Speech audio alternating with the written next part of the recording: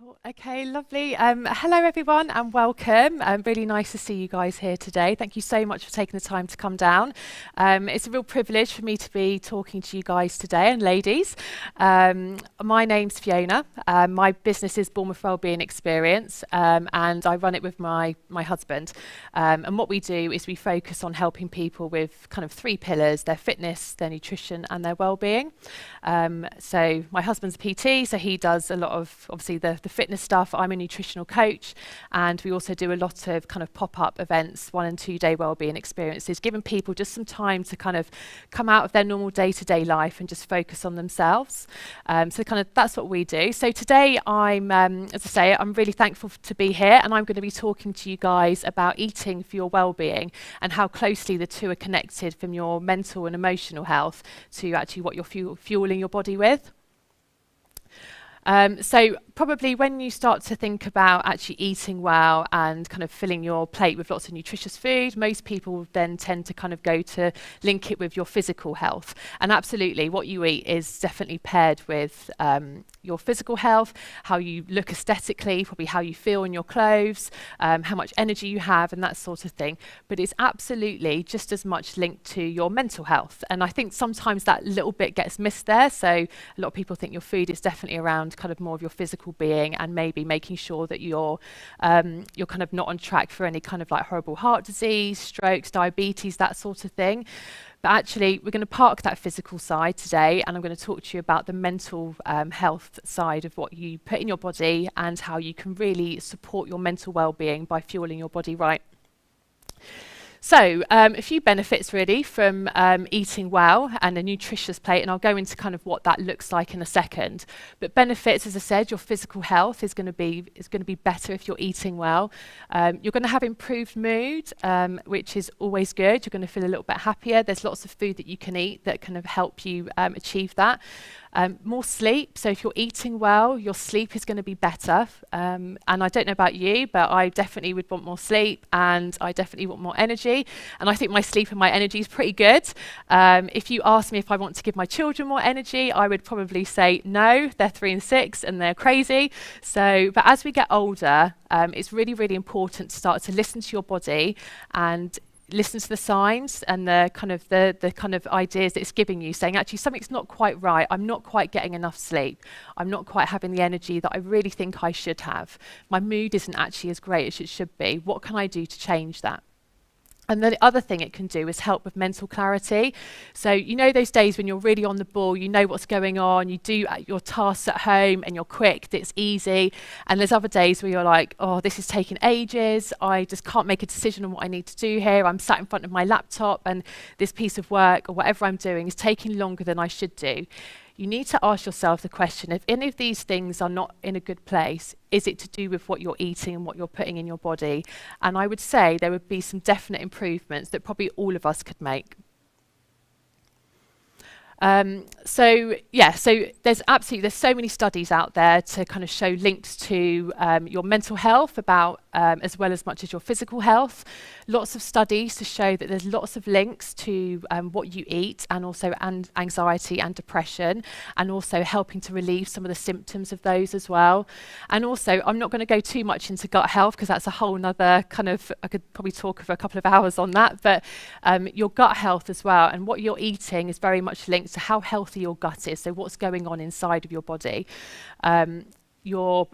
Your emotions are also very much linked to your gut health. So if you're not in a good place, and that might be in terms of anxiety, stress, you're just a bit sad, you've got depression, anything like that, it's going to affect how your gut is reacting and working for your body. So you need to make sure you're fueling your body to give your gut the best possible chance, if you are feeling a little bit like that, to really kind of ramp up and really work as it should do.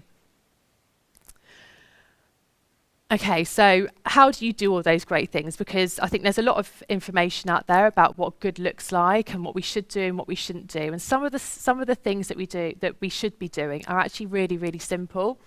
The first one is no kind of probably big surprise to people, but actually making sure you're really hydrated is so important. That's almost like your number one. If you're not having enough fluid, you might find that your concentration's not quite there. You kind of maybe like not making decisions quickly as possible. You can't be bothered to get up the sofa even though you've got loads of stuff to do. Actually at work, maybe you're not kind of quite on the ball. Constipation as well, so that physical pain, that physical uncomfort, that might be to do because you're not drinking enough fluid. And if you're uncomfortable and your brain's a bit foggy, your day's not going to be very good. So what should you be doing? So again, some people think you should drink litres and litres of water. I'm sure we're probably all guilty in here. I know I am, thinking, well, I've got to drink lots of water, and it gets to kind of 5 o'clock and I'm like, oh God, my water bottle's still full, had good intentions and it hasn't happened. But these kind of small reminders are really, really important for us to kind of help our mind clarity. So about 6 to 8 glasses a day is kind of where you need to be aiming for, but everybody is different, okay? That is like an average. People are different shapes, sizes, have different day, what they're doing, different heats they're in, any kind of stress and things like that can really affect how much fluid that you keep in your body. So just use that as a guide. Obviously, water is your best option, but tea, coffee, juices, smoothies, they all count towards your fluid intake. I get a lot of questions about that. Or does tea and coffee, because it's got caffeine in, is it included? It absolutely is, but just be mindful, how much tea and coffee or kind of like carbonated drinks are you having? How much caffeine's in there, I'll talk about caffeine in a minute, but how much sugar's in those. And smoothies and fruit juices are also fine, but again, just think about how much sugar is in there, although they might be natural sugars. You want to make sure that you're not kind of overindulging in some of those. So I would say water is definitely the key, definitely your kind of first stop. But yeah, keeping yourself hydrated, you will, like a challenge to all of you, increase your water intake for a week consistently. You will feel a difference, whether that's kind of inside, or it might be that your skin feels a bit nicer, or your brain's not as foggy. You will absolutely find a difference, but just increase it a little bit more than you did the day before, and it will definitely help. I touched upon gut health. Gut health is so super important, and it kind of, I think it gets a bit lost sometimes, but as I said earlier, it absolutely has a connection with your emotions. So if you're not in a good headspace from any extent, so small to large, that's going to show up in your gut. Okay, and what that does, it can either make it slow down, so it's not digesting the food properly, or it can speed it up, so maybe it's not getting all the right nutrients out of the food that you're putting into it. So check in with yourself. What's going on emotionally? Is that going to affect your gut? What can you feed yourself to give your gut that little bit of extra boost? And there's a whole load of foods that will kind of keep that. So your gut loves fibre, so you want to have a really high fibre diet, and you can get that thing from things like beans, broccoli, berries, avocado, whole grains, apples, dried fruit, just to name a few. But have a think about, how can I put a little bit of more of these foods in my diet each day? You don't need to go and eat a whole load of them, because that's probably a bit extreme, but just those little changes that you can make to your day-to-day diet to help your gut is putting these sort of foods in there. Again, your gut loves fluids, so again, the hydration goes really key. All of these things are really, really well connected, and you almost can't do one without the other. And exercise as well. Exercise is really good for keeping your gut in check. The other thing, so your gut health, I say it will show on the outside. So I know if I'm maybe not eating particularly well, or I've like overeaten maybe some stuff and that kind of thing, just kind of normal stuff that happens, I can start to feel it from the kind of the outside of my body. So for me personally, it means that actually my skin might start to have a few breakouts, my hair might not be as shiny and glossy as I would quite like it to, but those sort of things, they're telltale signs that I need to go, actually, I need to listen to what my body is telling me, and I need to look after the inside, because although you can't see it, you'll be able to see how your gut is reacting and how your gut is performing on the outside of your body. So again, if you start to feel those sort of things, or see those breakouts, or maybe your nails or your hair or anything like that, kind of ask your question, what sort of foods am I feeding myself? Are they good, nutritious foods? Are they serving me well or not? And it might be to do with your gut health, but I mean, gut health is a whole, there's so much information out there, but really focusing on including those in your diet will really, really help you. So the next one to include in your diet to have really good mental health is protein. So protein's amazing for so many things. If any of you exercise, then it's great for muscle repair. It actually keeps you fuller for longer. So if you're thinking, I'm really hungry, I need to fill myself up, actually your proteins will be better than your carbohydrates, although you kind of think that carbohydrate will give you that instant gratification. It's your proteins that will make you feel fuller for longer, and probably stop you eating so much as well. So then you might start to think about, actually, if you've got a goal of weight loss, that you're losing a few pounds. So again, help you feel a little bit better about yourself and that kind of stuff. But yeah, lots and lots of proteins around. So if anyone is vegan or vegetarian, that's fine. There's still lots of protein sources that you can have: lentils, soy products, nuts, seeds, beans, peas, cheese, and obviously your obvious ones like lean meats, chicken, fish is really good as well. So what is it in proteins that is kind of causing that help with your mental well-being? It's actually they've got packed through full of amino acids. So these basically are the kind of the chemicals that help your brain help regulate all your kind of like your happy emotions. So the more that we can make sure that we've got good portions of protein going on in our diet daily, is really going to help us and kind of like help your brain really function in a really positive way to actually be the best version of yourself. And who doesn't want to be the best version of themselves? Everyone wants to strive to be, I don't know, whatever your goal is, to be a little bit better, to be a bit happier, to be a bit more chilled out, whatever it might be. But these amino acids are amazing, and they work with your brain, the chemicals there. So, and I'd kind of say as a starting point, you want to try and have a protein portion in all of your meals. And again, it depends on individuals. So we're all individuals, so people need different amounts. So if somebody is training lots and they've got a goal of kind of being really fit and lean, that kind of thing, they will really have a high protein intake. Whereas just someone who's day to day maybe does a little bit of exercise, hasn't got any specific kind of like physique goals, you would still need a good portion of protein. And I do find most people aren't eating enough protein, and it doesn't necessarily mean you need to go and cook like 10 chickens and eat them all, because that's just too much. But yeah, think about in your daily diet, how can you just increase your protein a little bit, okay? You don't have to make huge, big changes, but all of these changes add up to making a big difference to kind of how your mental health is and how those chemical balances are in your brain as well. The coffee, everyone loves coffee. Everyone loves coffee in here. Yep, I love a coffee. I actually stopped drinking coffee for about 8 years. And then I had my second child, and now I love coffee. So I tend to limit myself to maybe 1, sometimes 2 cups a day. Yeah, I don't normally like to have more than that, but there's lots of health benefits for coffee, and caffeine is what we're talking about. So I'm not saying cut out all caffeine and don't drink coffee, because it'd be a bit sad. And actually, there are health benefits for that as well.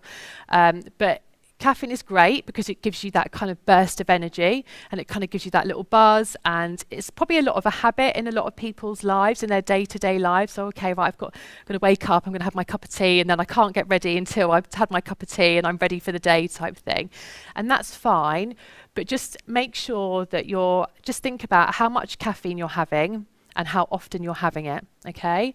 So if you're someone who is drinking lots and lots of caffeine throughout the day, and you go to bed and your sleep is not great, or you think it's good but it could improve a little bit, maybe have a look at how much caffeine you're having throughout the day.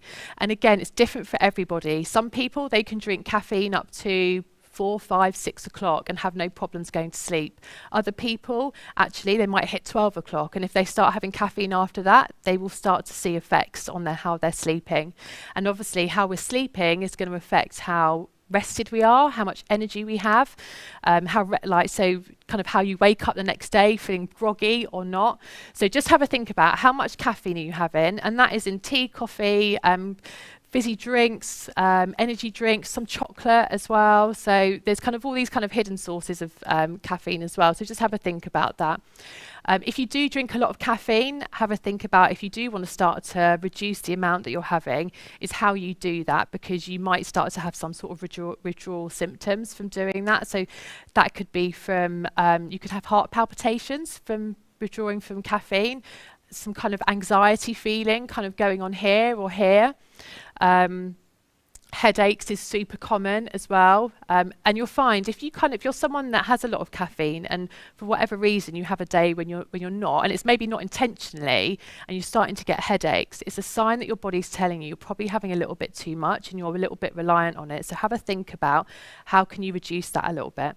So it might be that you might switch to decaf for some of those things. If you're having lots of energy drinks, please stop now. They're not good for you.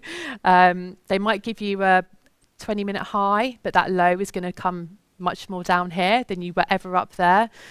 And yeah, switch to decaf if you can as well. But as I said, a little bit of caffeine is not bad, but know your body. Listen to what your body is telling you. So if you're someone that can drink coffee all day and have no impact on that, that's fine. But again, another challenge for you. If you drink a lot of caffeine and you think you're fine, stop for a couple of days and see what happens. See what your body tells you, okay? Do you need to make any changes? Is your body kind of crying out saying, hey, I need some more caffeine? And if it is, you might need to strip that back a little bit.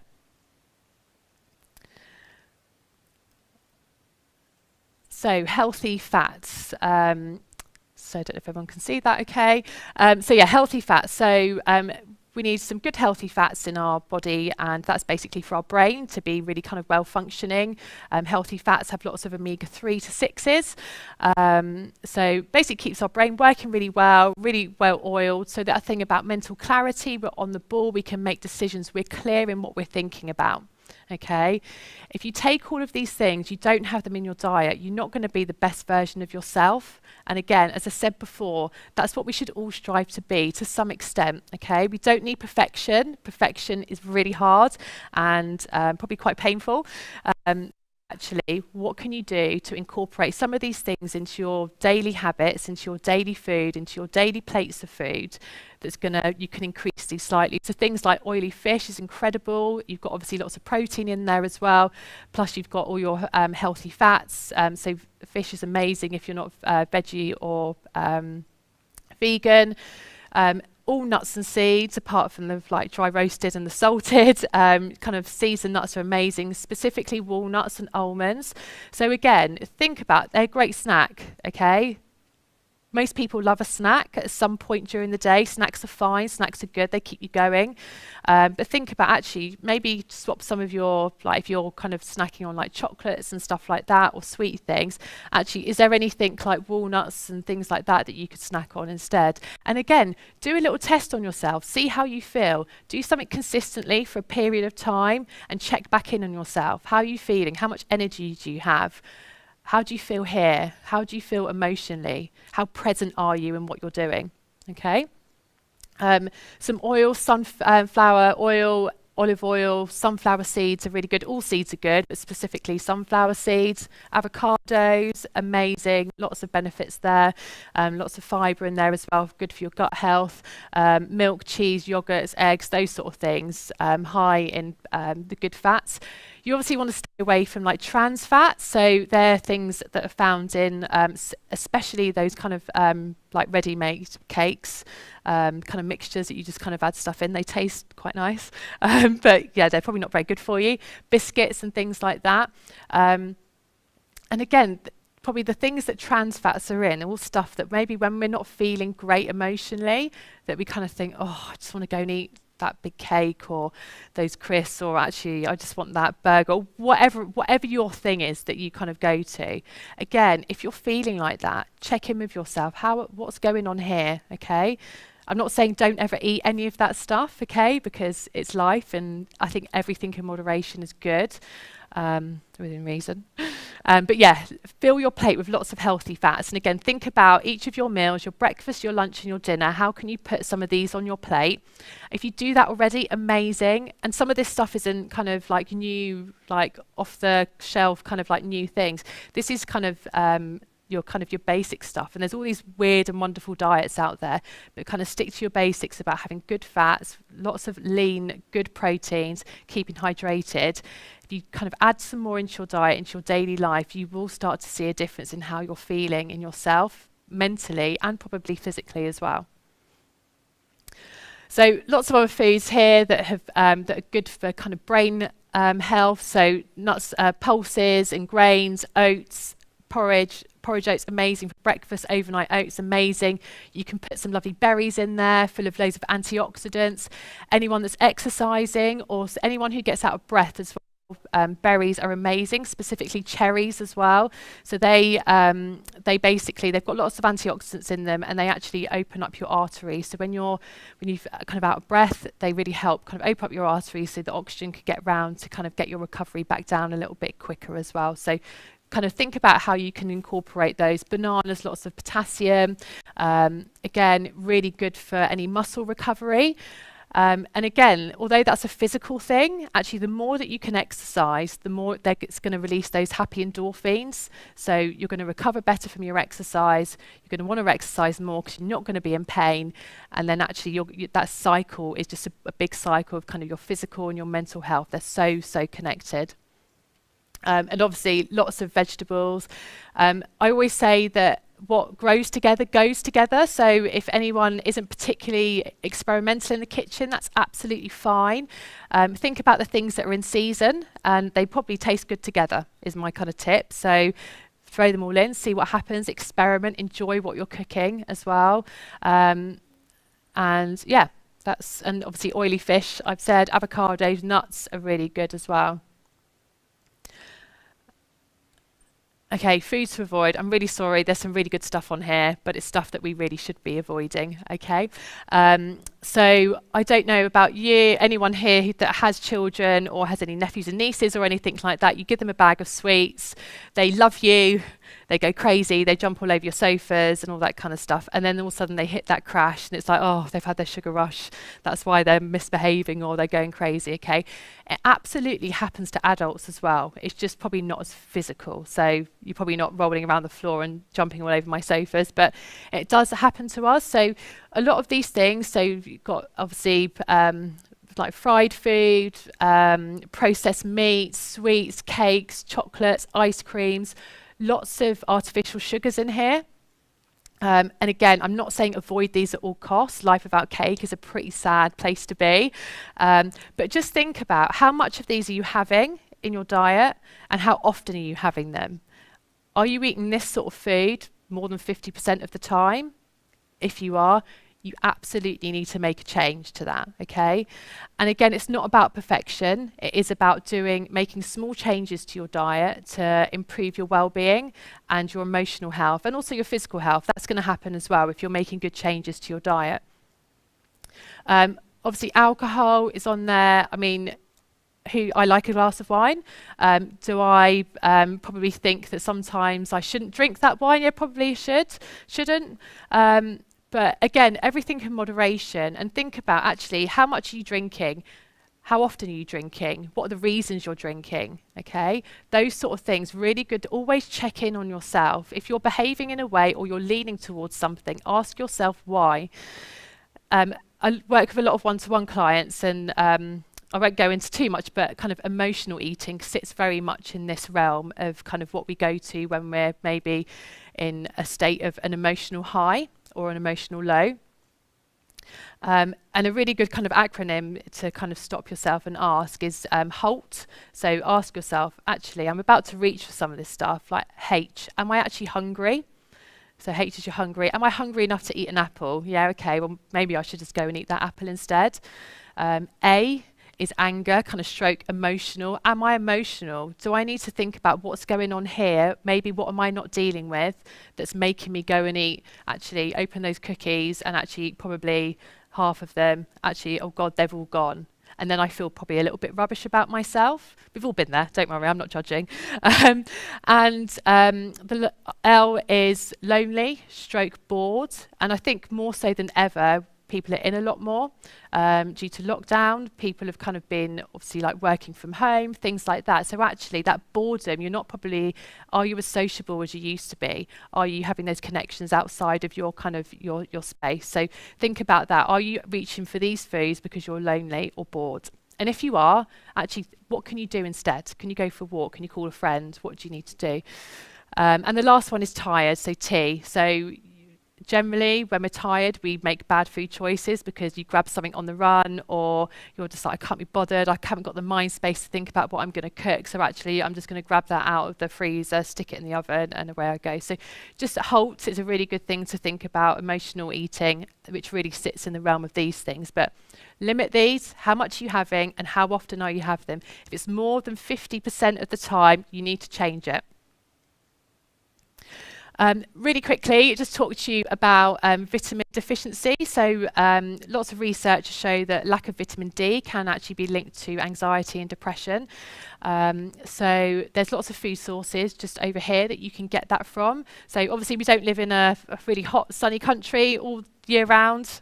But obviously get outside when you can is kind of my top advice. And then think about what you're eating. If you're kind of in the realms of feeling a bit anxious or kind of feeling a bit low, ask yourself, am I drinking enough? What am I eating? Is my gut health good? Am I sleeping okay?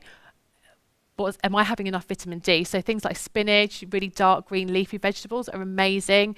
Egg yolks, soybeans, red meats, fortified cereals, milks and juices. They've got lots of vitamin D added, and salmon there at the bottom. Again, really good oily fish will give you that kind of boost of vitamin D. So again, how can you put some more of these into your diet? You don't need to go crazy, just add something in, okay? Other supplements, and by all means, if you want to have any supplements, speak to your GP. I'm not a health practitioner, but there are some great supplements as well that you can help that will alleviate some of the symptoms of anxiety and depression.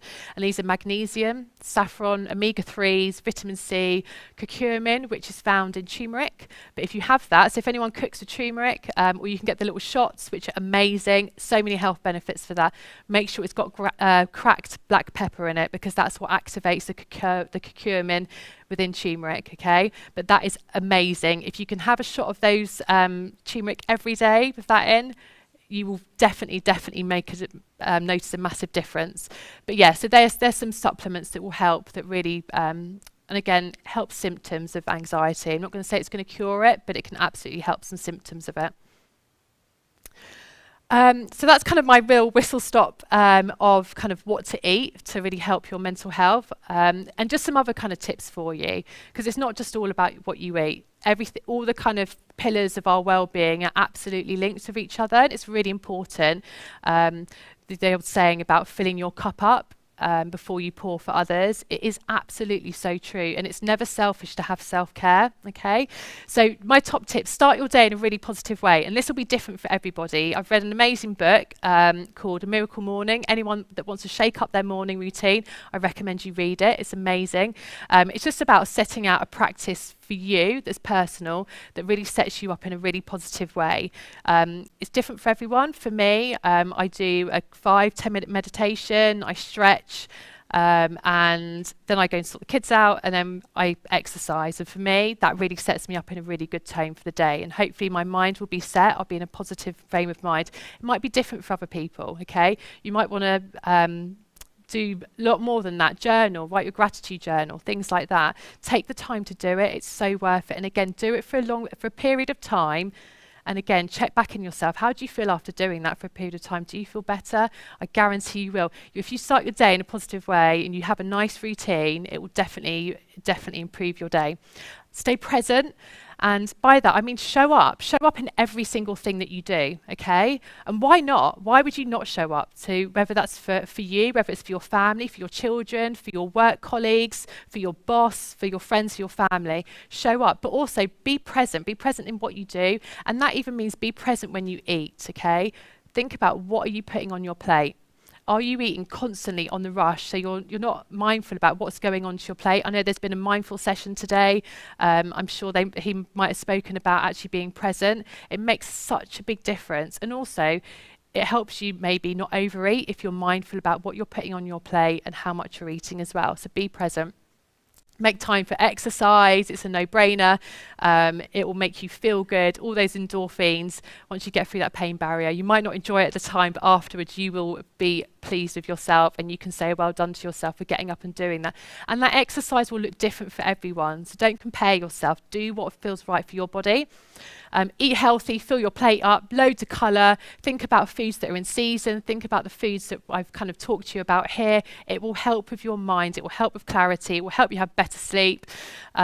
Socialize. We've been lacking in that for everything that's gone on. So think about that. How much do you socialise? It's good for the soul. Go and see your friends. Go and be around people that build you up, okay? Set yourself goals. That might be a nutritional goal. You might think actually something that you've heard here, I want to do a little bit more of that. Set yourself those goals. Your goal doesn't have to be a London marathon. Your goal can be, I want to have 1 extra glass of water today. They can be big or small.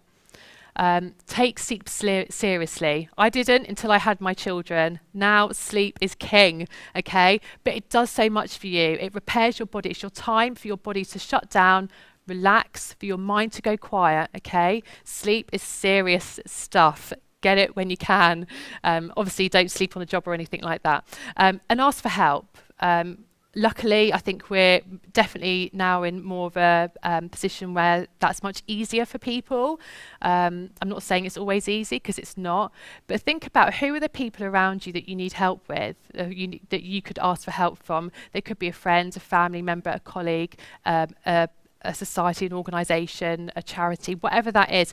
If something is not feeling right for you, go and ask for help. And of course, I'd be happy to answer any questions or speak to anyone kind of separate around from this if you need any help with this as well. And finally, that's it for me. A massive thank you. I hope you have enjoyed my talk today. It's been a pleasure to talk to you all. I hope that even if you haven't learned anything new today, that you have taken a reminder for something, or something you want to do a little bit more of, as a bit of a reminder to really look after what you're putting in your body, because it is absolutely linked to your mental health. And I would welcome you all to visit our social media pages if you would like. We're Bournemouth Wellbeing Experience. We're on Facebook, Instagram. Our email is bournemouthwellbeingexperience.com. It's a long one. But yeah, thank you very much. Thank you very much for listening, and I hope you enjoy the rest of your day. Has anyone got any questions at all for me?